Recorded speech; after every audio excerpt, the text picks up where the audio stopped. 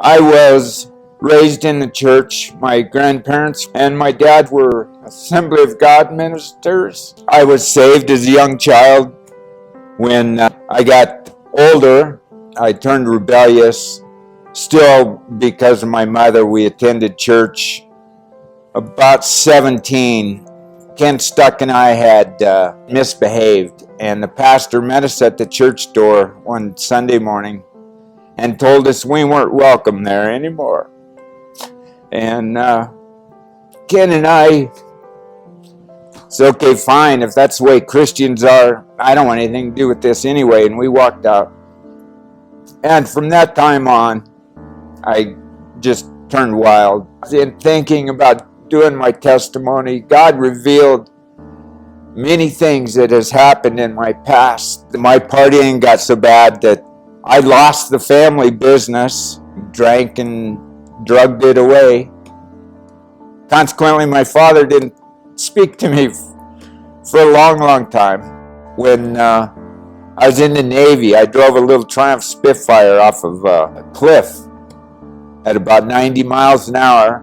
It was 100 feet down to the bottom, and the car landed flat. The wheels made imprints through the top of the fenders, and I walked away from it.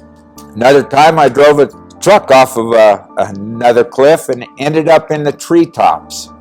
If those trees hadn't been there, I'd have fallen 200-300 feet, and I've been shot at. I used to go collect drug debts for an infamous biker gang. There is a lot more to my story that I won't go into. Any bad thing you can imagine, I did it. All of this time, I knew God was there. And I wouldn't talk to my mom because I didn't want to hear what she had to say.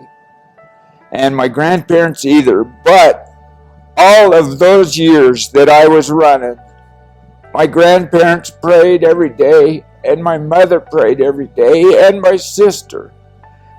Why God kept me around is only an answer to prayer. After I got saved, I had a mentor and a small group.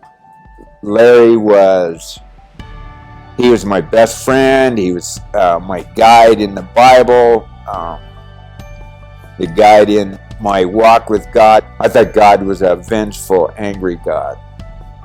Didn't really know about, the loving God and the merciful God. Even though I was in my 50s and had known about God all my life, I knew nothing.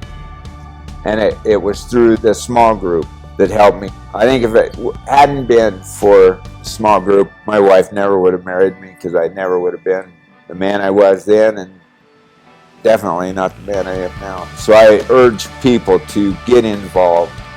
And God has blessed me beyond my wildest dreams. If I could save every soul on earth, it wouldn't be enough to pay back what God has done for me.